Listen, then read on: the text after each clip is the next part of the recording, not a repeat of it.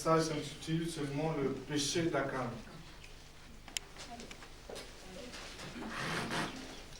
Ça va surprendre, mais vous savez, de tous les messages que j'ai eu à préparer, je vais vous dire une chose, celui-là, je l'ai par révélation. Amen. J'étais en train de terminer mon message. Je ne comprends pas, chaque fois que je veux faire le mur de Jéricho est tombé, j'ai fini pratiquement le mur. Dieu a décidé de frapper pour toute l'assemblée. Et Moïse, il s'est jeté par terre avec Aaron. Il a dit à Dieu, mais pourquoi le péché d'un seul peut faire que vous allez tuer toute l'assemblée?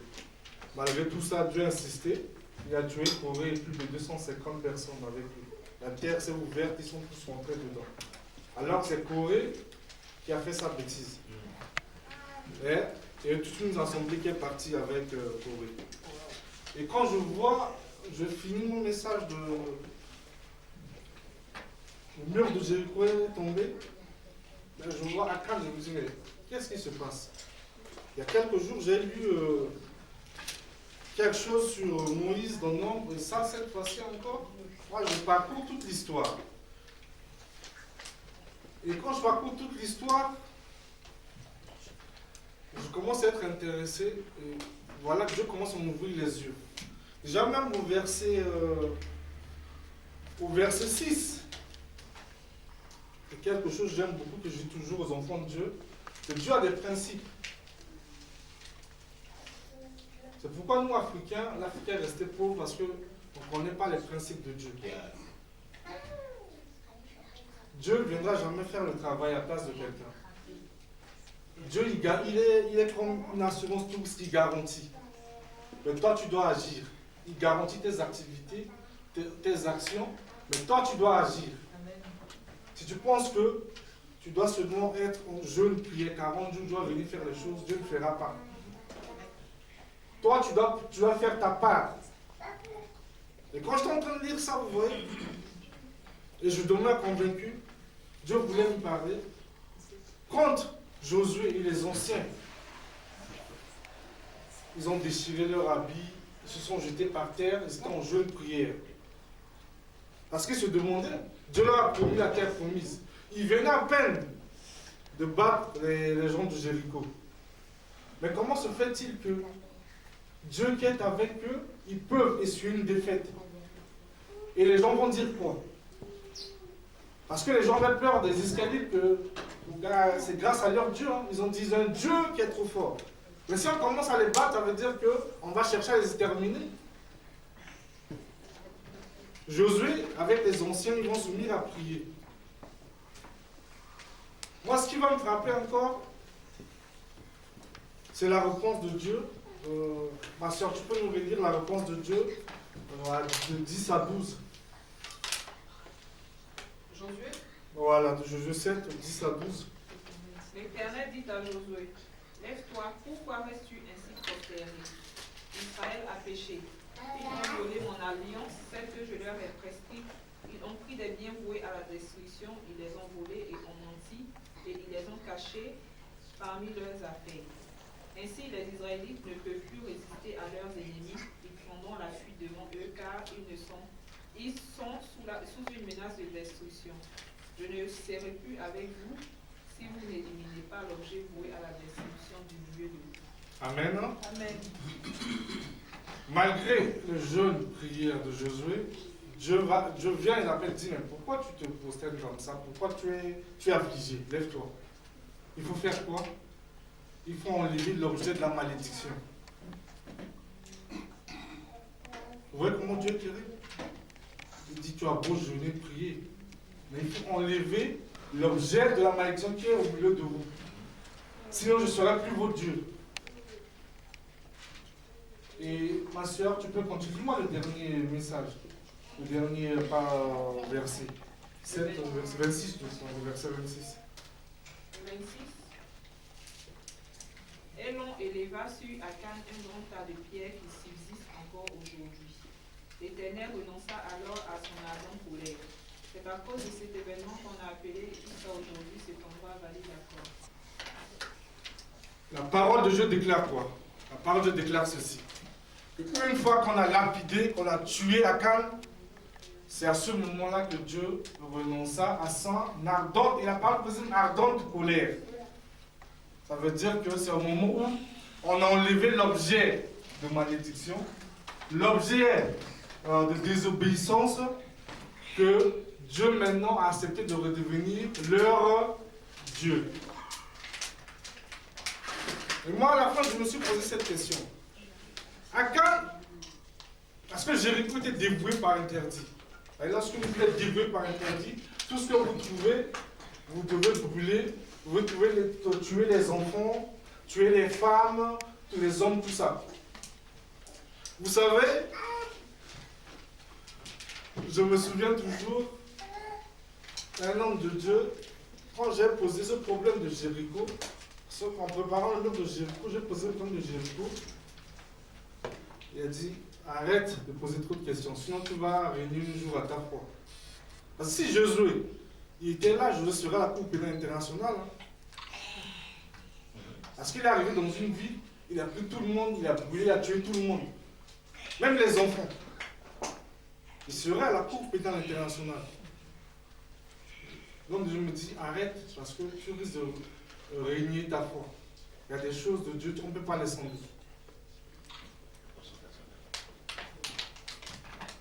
Et Josué, j'aime bien Josué parce que c'est vraiment un soldat.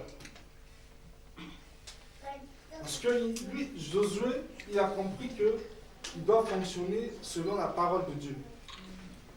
Il obéit, il exécute.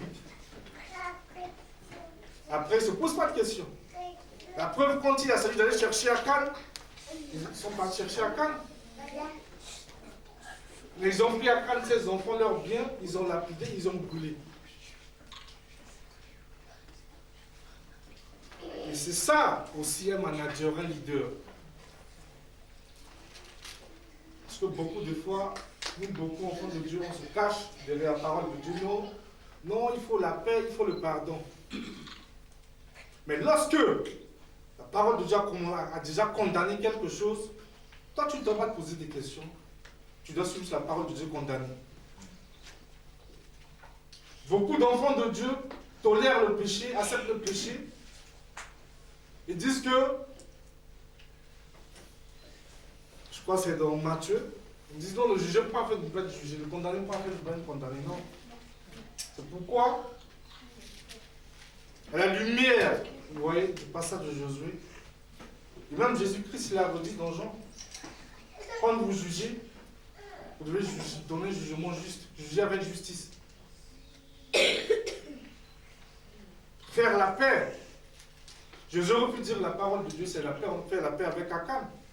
Mais la malédiction demeurera toujours au milieu d'eux. Et ils seront toujours vaincus dans tous les combats. Au lieu de faire peut-être 40 ans, ils vont faire peut-être 60 ans ou 100 ans. Il a appliqué la parole de Dieu. Parce que si Dieu a déjà condamné, la parole de Dieu a déjà condamné, il faut se ranger derrière la parole de Dieu. Il n'y a pas de questions à se poser. Il y a un qui a voulu faire zigzag avec Dieu. Il a perdu sa royauté, Saul.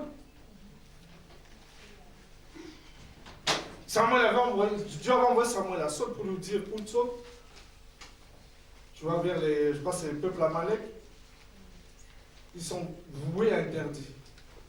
Dévoués plutôt par interdit. Donc il faut tout tuer, les enfants, les bêtes, tout ça. Mais Saul, qu'est-ce qu'il a fait? Vous voyez, c'est à partir de là que Saul a perdu sa royauté. Saul, il va chercher la popularité. C'est ce qui est rentré dans beaucoup d'églises, l'église universelle. Maintenant, nous, hommes de Dieu, on cherche à plaire aux enfants de Dieu. Saul voulait plaire au peuple d'Israël. Les objets de valeur, le peuple d'Israël a gardé ça. Ils ont gardé les vaches, là, les vaches bien grasses. Ils ont tout gardé. Et il n'a même pas voulu tuer le roi Agag. Il a gardé. Alors que la ville était dévouée par interdit. Samuel est en train de dormir tranquille. Hein? Il entend des voix, des bêtes, tout ça. Dieu lui parle. Il dit, mon esprit n'est plus Saul. Va lui dire qu'il a désobéi. Mais il est venu dire à Saul. Saul a dit, mais non, mais c'est le peuple voulait garder ça. Le peuple voulait garder les bœufs, les vaches, tout ça. Mais ça, on a dit, mais vaut mieux obéir à qui? Père à qui? Au peuple ou à Dieu? Chercher la gloire des hommes ou chercher la gloire de Dieu? Il a cherché la gloire des hommes. Et à ce moment net, Dieu a dit à Samuel, écoute, mon esprit n'est plus sur Saul. Je veux t'envoyer chercher un autre roi pour mon peuple. Yeah.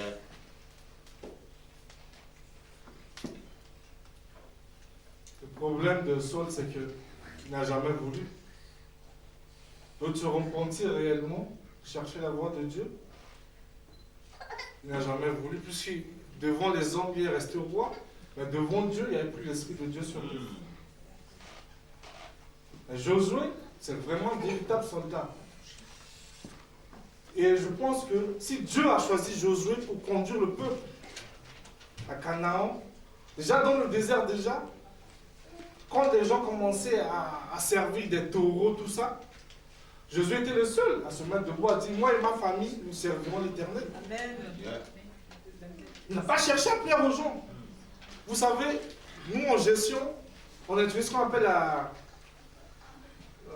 psychologie du groupe.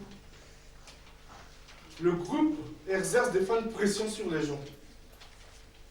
Parce que si tout le monde fait ça et que moi, je ne fais pas, ils vont me rejeter, ils vont me traiter comme ça. Et on cherche à plaire. On cherche la popularité. On cherche à être bien.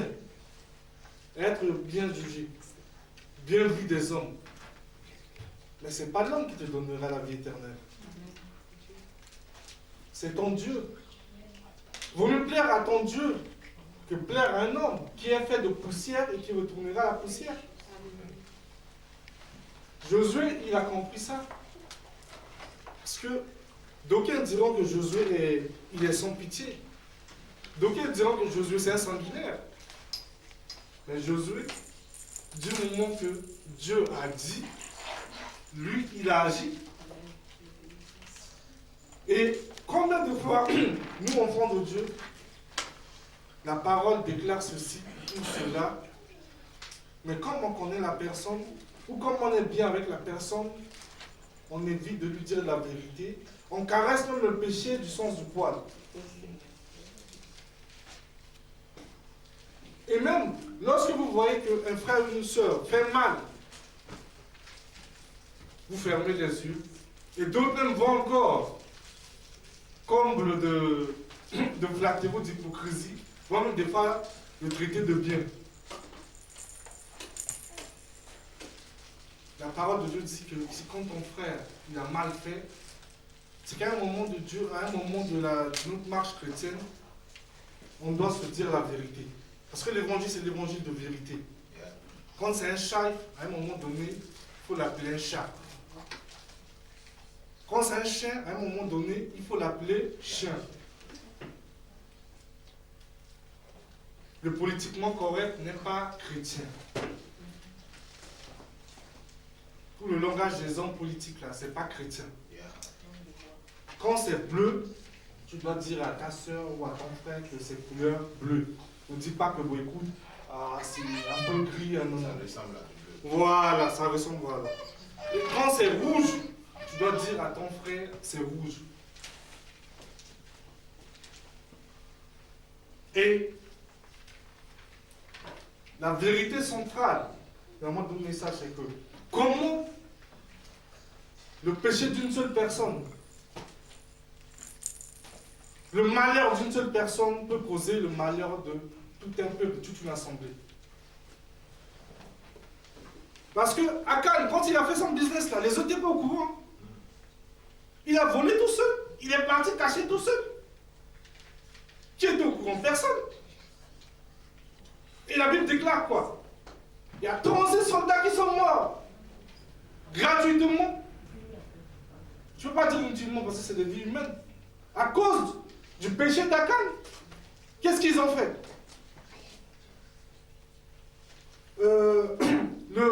Josué était obligé de se réunir avec les anciens de l'assemblée. Se déchirer les habits, se mettre en jeu une prière. Tout ça, Dieu a dit non. Moi, je ne suis pas dedans. Vous allez ôter l'objet de malédiction au milieu de vous. Dieu est encore en colère, malgré les prières, les jeûnes, tout ça. Jusqu'à ce qu'ils vont tuer Akan.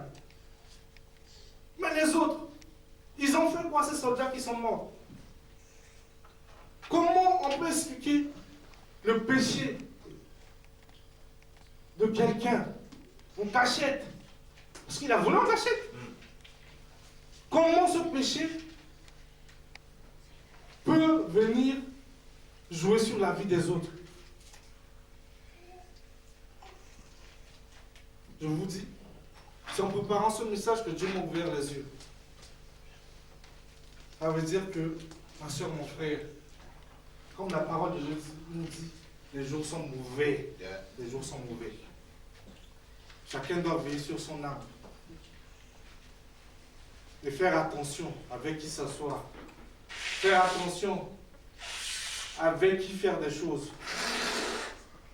Parce que la malédiction d'une personne peut engendrer la malédiction de toute une assemblée, de tout un peuple, de toute une famille.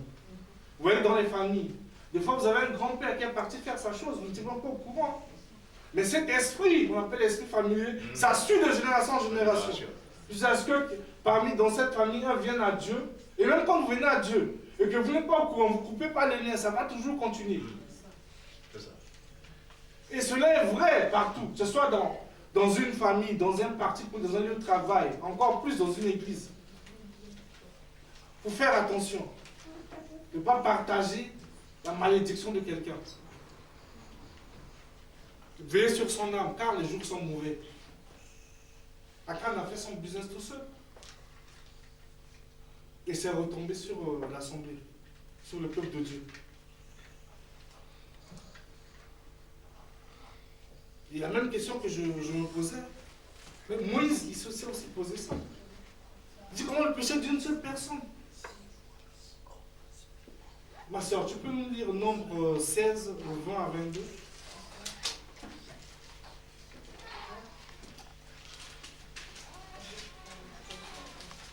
Nombre 16, 20 à 22.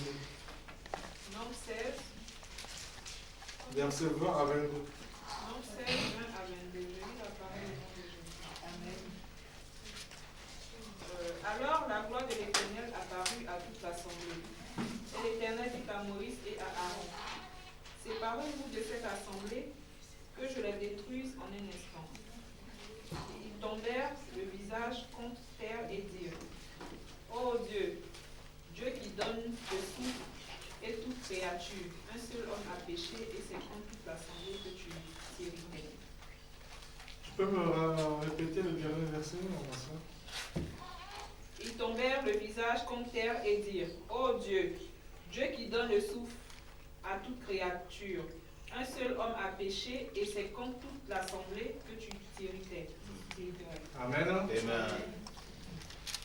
Moïse aussi s'est posé cette question. Alors que Corée, il a humilié Moïse. Corée, il a traité Moïse et son frère Aaron de tous les maux. Corée, ce sont les descendants des Lévites. Ils avaient déjà le service du tabernacle. Mais ils voulaient le sacerdoce. Et ils ont murmuré contre Aaron. Il a monté les gens. Il a fait des guet-apens. Ils ont sali Aaron. Ils ont sali Moïse. Ils ont fait des médisances. Mais ceux qui étaient de près ou de loin avec eux, qui mangeaient avec eux, qui partageaient des discussions avec eux, Dieu les a tous éliminés. Donc c'est la terre qui s'est ouverte. Il y a un grand trou. Plus de 250 personnes sont rentrées avec leurs biens, tout ça. Mais avant ça, Dieu est venu dire à Moïse, sépare-toi de cette assemblée, car je vais tous les détruire. Yeah. Moïse, dans sa bonté, il s'est mis à genoux. Il a dit, non, mon Dieu, Corée a péché. Il a péché pour lui tout seul. Mais comment tu vas détruire toute une assemblée? Vous voyez, il y a des malédictions des fois que nous attrapons, nous ne savons pas pourquoi. Comme la parole de Dieu dit, mon peuple périt par manque de connaissance. Vous savez que la malédiction, elle est contagieuse. C'est comme la bénédiction. Dans le monde, l'homme de la rue, ou le commun mortel parle de la poisse, partager la poisse. Oh non, lui, il porte la poisse. Et dans la parole de Dieu, ça existe aussi. La malédiction de quelqu'un Le malheur de quelqu'un peut causer aussi ton malheur. Et pourquoi on dit que les jours sont mauvais? Nous devons veiller à notre âme. Et ça ne s'arrête même pas là. Donc vous allez voir dans les épîtres. Même Paul, quand il va parler à Timothée, il va tirer les oreilles de Timothée de faire attention. Il va même dire à Timothée de faire attention, ne me pose même pas les mains aux gens n'importe comment. Parce que tu vas participer à leur péché, à leur malheur. Regardez mon frère et ma soeur. Paul, le plus grand imitateur de Jésus-Christ, épris d'amour, il va dire à Timothée, ne m'impose pas les mains aux gens n'importe comment. Sinon tu vas participer à leur péché et à leur malheur. Notre lectrice, soyez bénie de ce dimanche. Tu peux nous lire 1 Timothée 5, 20 à 22. 1 Timothée 5, 20 à 22. 1 Timothée 5, 20 à 22. Je lis la parole au nom de Dieu. Amen. Ceux qui pêchent, reprends-les devant tous, afin que les autres aussi éprouvent de la crainte. Je t'en supplie devant Dieu, devant le Seigneur Jésus-Christ et devant les anges élus. Suis ces instructions sans préjugés et ne permire par favoritisme. Ne pose les mains sur personne avec précipitation et ne t'associe pas au péché d'autrui. Toi-même garde-toi pur. Ma soeur, mon frère, l'heure est grave, nous devons nous garder purs, nous devons faire attention, veiller sur notre âme. Parce que si Paul, qui a propagé l'amour l'évangile d'amour, de vérité, s'il met en garde Timothée, ça veut dire que c'est à nous aussi, il s'adresse. Vous savez, j'aime beaucoup dans les apôtres qui dit que toutes ces choses sont arrivées pour nous servir d'exemple, pour nous instruire. Dieu, il fait rien au hasard. L'Esprit de Dieu a mis dans sa parole des exemples pour nous guider. Nous avons vu avec Moïse, nous avons vu avec Josué, et même dans le Nouveau Testament. Toujours Paul. Je crois que c'est dans Corinthiens. Quand dans une église, un frère est parti prendre la femme de son père, personne n'a rien dit. Les gens étaient là comme ça. On dit non, vous êtes chrétiens, non, ça ne nous regarde pas. Bon, il a mal fait, mais personne n'osait parler. Il a pris la femme de son père et il est tranquille, assis, gaillardement comme ça. Il vient tous les jours au culte. Avec la femme même. Personne ne dit rien. Vous savez que même le monde dit que qui ne dit mot consent. Quand tu dis rien, tu acceptes. Et quand tu acceptes, tu fais des compromis. Et quand tu fais des compromis, tu rentres aussi dans la chose, dans le péché. Donc il a fallu que Paul, de loin, il se lève. Il dit, mais c'est pas possible. Et vous êtes gonflés d'orgueil, enflés d'orgueil. Quelqu'un a pris la femme de son père et vous dites rien. Et vous savez, c'est là que j'ai beaucoup appris. La parole de Dieu dit que nous devons bénir nos ennemis. Mais qu'est-ce qu'on doit faire d'un faux frère? Parce qu'un frère, celui-là, je ne peux pas dire un frère, il se nomme frère. Quelqu'un qui se nomme frère, qui va avec la femme de son père, ça c'est un faux frère. Mais qu'est-ce qu'on doit faire d'un faux frère?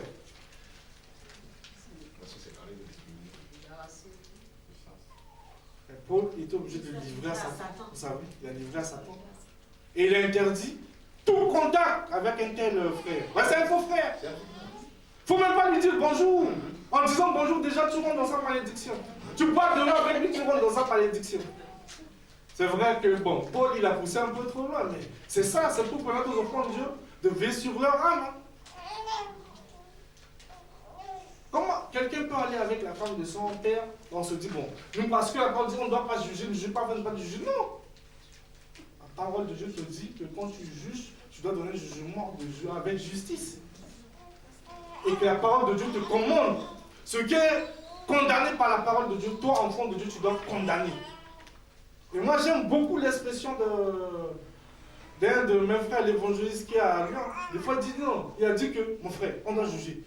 Dans la parole de Dieu, il nous a établis juges du monde. Le monde ne doit pas nous juger. Mais nous sommes établis juges du monde. Et c'est les peureux qui disent qu'on ne doit pas juger. Non. Tu dois juger. Mais seulement porte un jugement juste. Pas de favoritisme, comme Paul a dit à Timothée. Quand c'est un chat, tu appelles chat.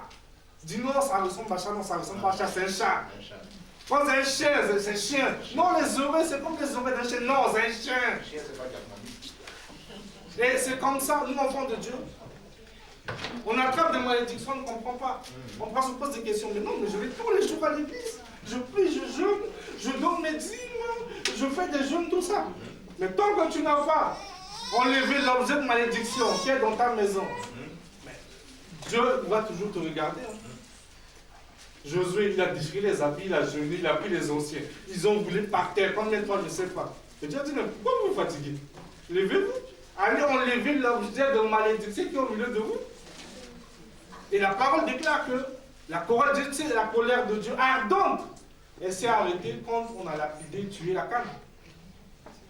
Mais entre-temps, Akan a déjà fait des dégâts. C'est pourquoi je vous dis, la parole de Dieu, elle est trop profonde. Amen. Je vous ai au départ que ce message, je vous dis, c'est l'un des rares messages que j'ai eu par révélation. Je n'étais même pas sur ça. J'étais en train de finir le mur de Jéricho. Et au fur et à mesure, quand je lis l'histoire de Josué, du péché d'Akan, au fur et à mesure, je cherche à comprendre pourquoi Dieu peut agir de telle manière. Mais déjà dans sa parole, il nous a déjà prévenu. Quand nous allons dans le psaume 50, le psaume 50 nous dit quoi? Si tu vois, le psaume 50, verset 18, hein, gardez bien ce passage. Hein. Ma soeur, mon frère, notez bien ce passage. Psaume 50, verset 18. Si tu vois un voleur, tu te plais avec lui, ta part est avec les adultères. Je reprends. Si tu vois un voleur, tu te plais avec lui, et ta part est avec les adultères. Et Proverbe, après on entre dans Proverbe 17 aussi. Proverbe 17. C'était psaume 50, verset 18. Proverbe 17.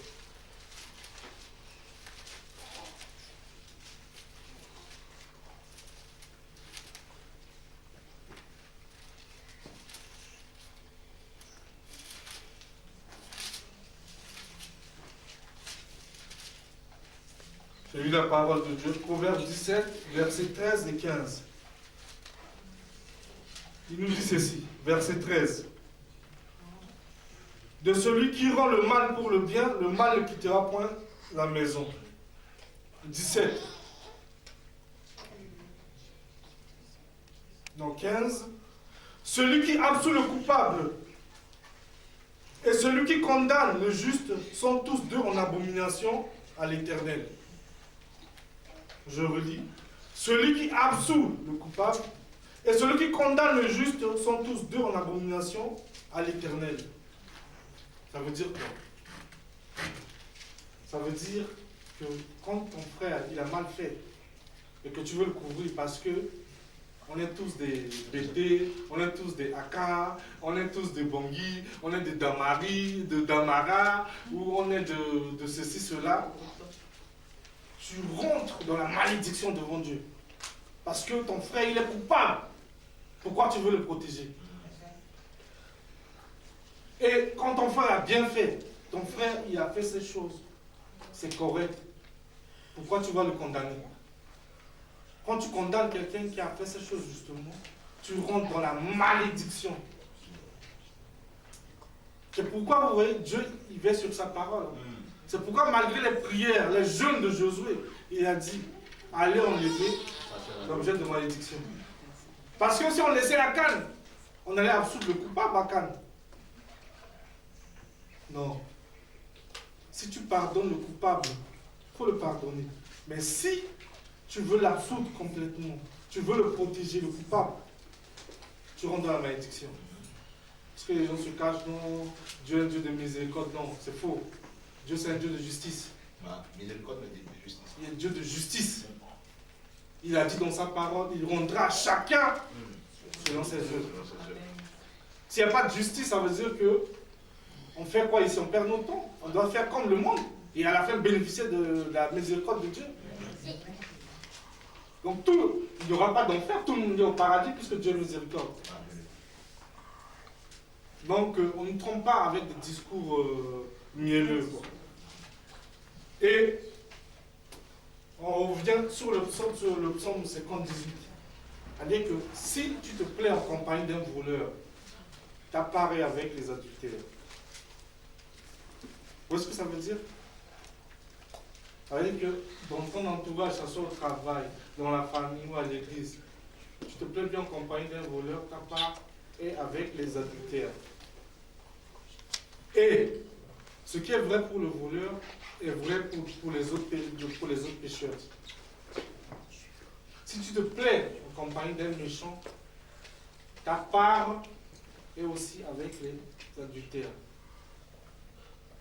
Là, ce matin, mon frère, Dieu veut juste te dire que fais attention, il faut veiller sur tes relations. Il faut veiller sur ta vie, ta marche chrétienne.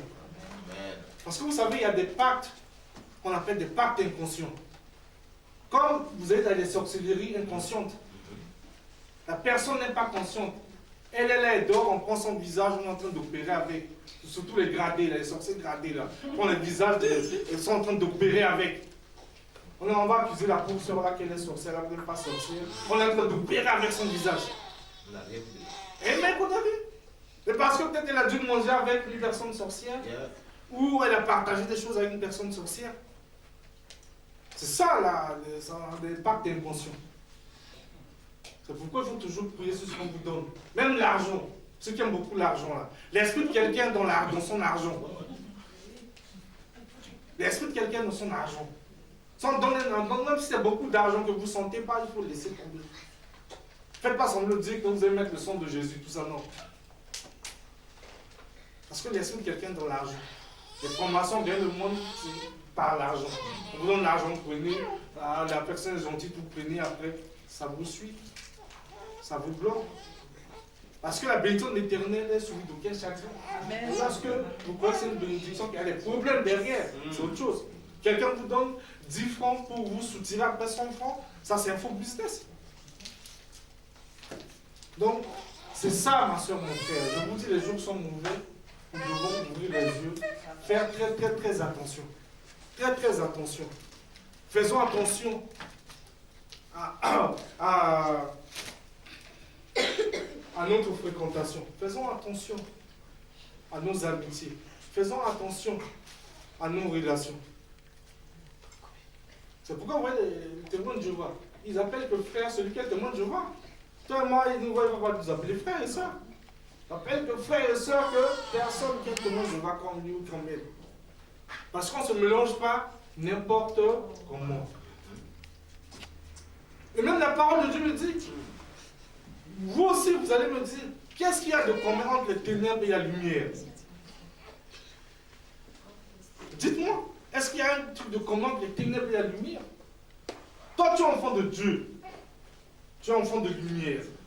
Tu fais quoi avec les gens des loges franc-maçonniques, avec des gens de sociétés secrètes, avec des voleurs, avec des médisants, avec des méchants? Pourquoi? Tu fais quoi avec eux? Toi, tu es enfant de Dieu. Ça veut dire qu'il y a quelque chose qui vous relie.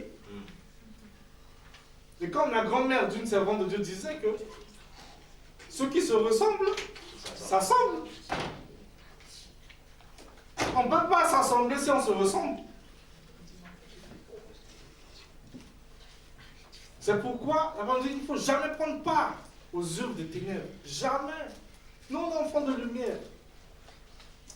On ne peut pas se mélanger avec les gens de ténèbres. Et c'est bien le sens de Psaume 50-18. Et des fois aussi, l'enfant de Dieu est incapable d'affronter les situations. Vous savez, Josué, j'aime bien, c'est un bon soldat. Dieu a dit d'enlever la malédiction. Il a agi. Hein. Tu es enfant de Dieu, ce n'est pas l'esprit de faiblesse et de peur qui est sur toi. D'abord, l'esprit qui est sur nous, c'est un esprit de vérité. Crie Abba le Père. Donc, il y a des situations dans la vie. tu es obligé à un moment de les affronter, face à face comme ça, comme Josué. C'est pas jeûne et prière, là il faut maintenant affronter. Tu pries bien. Le pasteur nous dit de ne pas prier, hein. Il faut prier. Prier bien, mais il faut agir. Il faut les affronter maintenant face à face. Je vois des enfants de Dieu, surtout, tu es femme mariée, tu vas travailler. Mais le chef, à chaque fois, il fait des jeux, tu dis, ah, mais c'est mon chef. Ah, si l'affaire là, si je parle de ça, il va me renvoyer. Mais tu es femme mariée. Comment tu peux tolérer des choses comme ça? Le chef, des fois, il fait des accouchements, il fait semblant de dire comme ça, tout ça. Mais à un moment donné, tu dois, en tant qu'enfant de Dieu, tu dois affronter ça. Tu dois dire à ton chef, chef, je veux te voir aujourd'hui. On a qu'à aller s'asseoir quelque part, on va causer. Tu vas trouver des termes polis, dis, écoute, voilà, moi je suis femme mariée, et mon mari, vous ne le connaissez pas. Il est très jaloux. Si nous pouvons de vos attouchements là, il viendra ici. Et moi, c'est pourquoi, avant que je puisse lui dire, je veux vous parler de ça, il faut arrêter ça. Moi, je suis femme mariée. Mais des fois, nos soeurs mariées disent rien, ça va même jusqu'à la promotion canapé. Et après, promotion canapé, après, c'est des soucis parce que lui, il ne va pas rester chef éternellement. S'il s'en va à quelqu'un qui vient. Il ne va même pas aller le canapé. Voilà. Et c'est ça, enfant de Dieu. C'est quand même dans l'assemblée. Hein. Moi, je vois dans les gens, des fois, il y a des choses dans l'église, les gens, ils ferment les yeux. Ne pas avoir peur de pasteur Priva, ni peur de pasteur Péléka. S'il y a des choses, si le pasteur Priva, il a mal dit des choses, vous venez vers moi. On est enfant de Dieu. Vous savez, hein, la Bible, là, il n'y a pas de CM2, il n'y a pas de terminal, il n'y a pas de master, il n'y a rien. Lorsqu'on lit la Bible, on est tous des enfants de Dieu sans condition. Parce que la parole de Dieu a dit quoi? Joël, il a dit quoi? Que dans les derniers temps, je reprendrai sur toi toute chair, mon esprit, vos servantes et vos serviteurs prophétiseront. Vous voyez? On n'a pas dit qu'on va mettre l'esprit sur un gars qui a un master ou qui a un bac ou qui a un BPC. Non. C'est pourquoi, vous voyez, d'autres parlent de l'université de Saint-Esprit. C'est mieux aussi de se former, vous voyez. On parle de l'université du Saint-Esprit, pourquoi? D'autres parlent même de l'université de la révélation du Saint-Esprit. C'est ça. L'enfant de Dieu, il doit se tenir, se faire respecter. C'est parce que on est enfant de Dieu que tu dois être paillançon. Tout le monde vient s'essuyer les pieds sur toi, non. À un moment donné, tu dois dire non, tu es enfant de Dieu, tu as de la personnalité aussi. Il y a des choses qui ne se relèvent pas que par jeûne et prière. Jésus-Christ était fils de Dieu. Il suffisait juste d'une parole, même pas une parole, juste un mot. Les gens allaient dégager les vendeurs de la maison du temple de Dieu. Mais il est venu lui-même les chasser, physiquement. C'est une portée spirituelle, c'est un symbole. Ça veut dire que toi, enfant de Dieu aussi, des fois il y a des choses, d'autres appellent, mon beau-père dit c'est une colère sainte. Est-ce qu'une colère peut être sainte? Des fois il faut piquer une colère sainte. Colère, c'est colère. Vous voyez? Quand les choses ne vont pas, il faut des fois le dire. Parce que les enfants de Dieu, surtout dans l'église, quand ça ne va pas, les gens, eux ils filent à l'anglaise, lui il reste à la maison. Mais on va tout mettre sur votre dos. L'évangile, c'est un évangile de vérité aujourd'hui, on se dit la vérité. Non, si ça ne va pas, approchez-vous, il y a des responsables, parlez-en. Nul n'est juste, nul n'est parfait. On est enfant de Dieu. On va tomber d'accord à la lumière de la parole de Dieu. Et des fois, pour rien, les enfants de Dieu quittent les églises. Il y a des raisons qui ne sont pas fondées, ils quittent l'église. Non, mais parce qu'on a regardé comme ça, on a parlé de moi, c'est ça. Non. Si le pasteur privé a mal parlé de toi, ou t'a critiqué, mais tu viens voir le pasteur privé et dis, mais pasteur privé, pourquoi tu as parlé comme ça derrière mon dos? Mais je vous dis, ça n'arrivera jamais. Vous savez pourquoi? Parce que j'avais un grand-père très jeune qui m'a éduqué sévèrement. Donc, toutes les grandes vacances, je passais chez lui. Et lui, je pense, c'est l'un des tout premiers témoins de Jéhovah en Afrique. Dans les années 50, il était déjà témoin de Jéhovah. On allait là-bas, on allait juste parce que lorsqu'on voulait sortir en boîte de nuit, tout ça, on allait nous taxer, donner de l'argent. Et moi, j'étais spécialiste parce que quand j'arrivais, chaque jour, les gens de mon Jéhovah venaient avec tout, de garde, levez-vous là. Quand ils demandent, je dis non, le grand-père n'est pas là. Comme ça, il y a l'argent, me donne-moi un week-end de ça. Mais un jour, il m'a attrapé. Il a dit, mais pourquoi toi tu mens? Toi tu mens pourquoi? Tu dis des choses qui ne sont pas vraies. Moi, je te dis une chose à partir d'aujourd'hui. Ce que tu dis derrière quelqu'un, tu es sûr de répéter devant lui. Alors tu es sûr si j'étais là, tu allais dire que je n'étais pas là? Il dit, dans notre famille, on est des bonhommes. Les gens qui font ça, comme ça, ce n'est pas des bonhommes. Ils ne sont pas circoncis. Tu sais, en Afrique, lorsqu'on te parle de circoncision comme ça, c'est la honte. Donc nous, enfants, ça nous a rentré dans la tête. Si bien que, c'est vrai, je peux parler des gens, mais avec mon épouse, certaines choses. Mais quand il s'agit de parler, moi je suis un bonhomme, ce que je dis derrière toi, ou ce que je peux dire derrière Sœur Prisca, ça veut dire que je suis en mesure de répéter devant elle. Moi, c'est ce qui m'évite les péchés vocaux. Vous voyez, c'est un péché dangereux, le péché vocal. Le murmure, la méchanceté, la médisance, dire du mal des gens, tout ça. Et très souvent, nous, enfants de Dieu, nous, enfants de Dieu, on vous fait pécher le peuple de Dieu. On vous fait pécher. Parce que si ton enfant de Dieu pense que pasteur privat, bon, ça ne se produira jamais, je vous ai parlé de mon éducation. Pasteur privat, c'est le nom de Dieu, il vous appelle pour médire, dire du mal de frère Bénion. Et que vous, par respect parents, vous dites rien, vous participez en même temps avec moi dans cette malédiction. C'est-à-dire, je vous communique ma malédiction. Ça, c'est vrai. Et pour vous, c'est plus grave. Parce que Dieu peut te frapper tout de suite. Moi, il me donnera le temps de me repentir. Vous voyez, avec Moïse, la sœur de Moïse, Myriam et Aaron, ils ont murmuré contre Moïse. Mais quand Dieu les a convoqués, tous les trois, sur place, Myriam a été frappée de lèpre. Mais Aaron, comme Aaron était sacrificateur, Dieu lui a laissé le temps de... Mais vous savez, là, je laisse à l'enfant de Dieu, vous allez chercher comment Aaron est mort. Dimanche prochain, je vous montrerai qui a trouvé comment Aaron est mort. C'était une mort atroce, à cause de murmures. Murmures, là, c'est dangereux. Ça bloque les bénédictions. Ça bloque même les miracles. Vous savez que Jésus est arrivé à Galilée. Il n'y avait pas de miracle, pourquoi chez lui? Parce que les gens murmuraient. Ils disent, ah, lui là, fils de charpentier là, même lui ne prend pas, lui c'est sûr, c'est pas l'enfant de Marie. Il n'y a pas eu de miracle. Il a essayé de faire quelques délivrances comme ça, mais il n'a pas opéré de miracle. Si l'enfant de Dieu même n'a pas pu faire de miracle à cause des murmures, combien de fois nous autres? L'évangile, c'est un évangile de vérité. Nous devons dire la vérité. Et surtout dans le temple dans l'assemblée de Dieu, dans le temple de Dieu. Le temple de Dieu, ce n'est pas une seule personne qui fait. C'est une assemblée. Yeah. Et ça concerne tout ce qui se passe dans le temple, ça concerne également toute l'assemblée. Donc nous devons faire attention.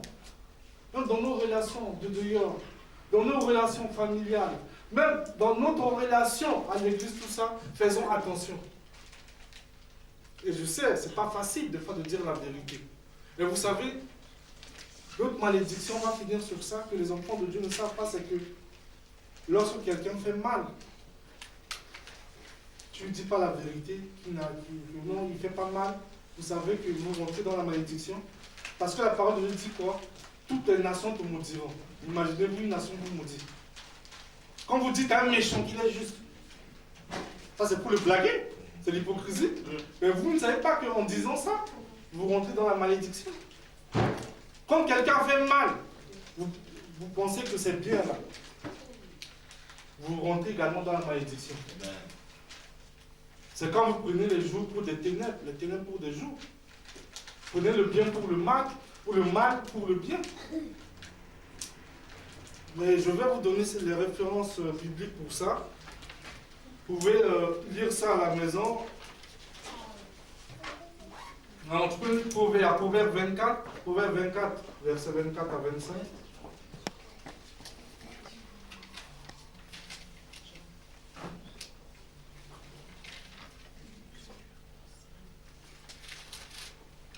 À Proverbe 24, verset 24 à 25. Et l'autre, c'est Ésaïe 5, 20 à 21. Je vous lis pour terminer. Proverbe 24,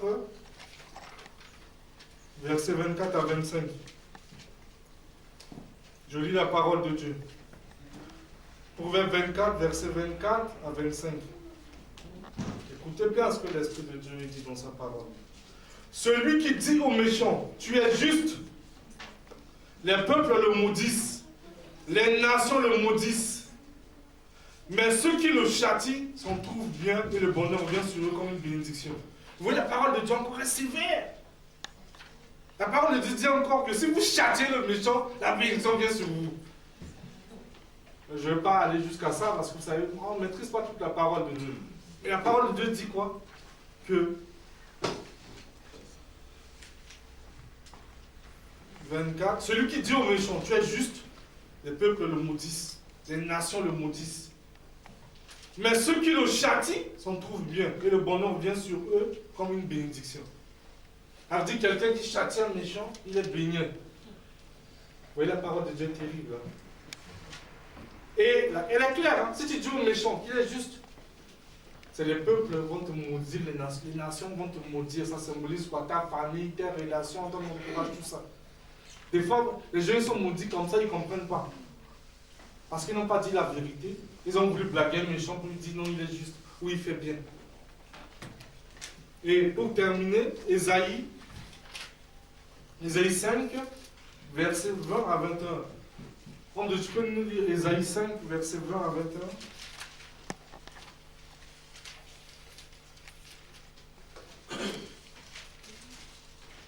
Ésaïe 5, verset 20 à 21.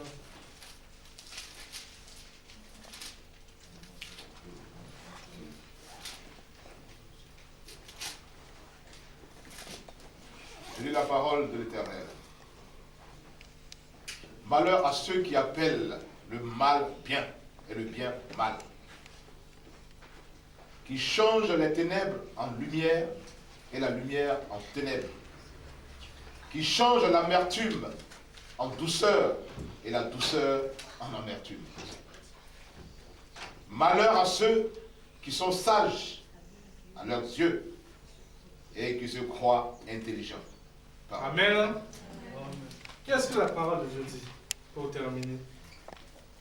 Que malheur à ceux qui appellent le mal bien et le bien mal. Vous voyez, la parole de Dieu est claire là-dessus. C'est pourquoi je dis, ma soeur, mon frère, les jours sont mauvais, veillons sur notre âme. Veillons vraiment sur notre âme. Les jours sont mauvais. Servez pas Dieu pour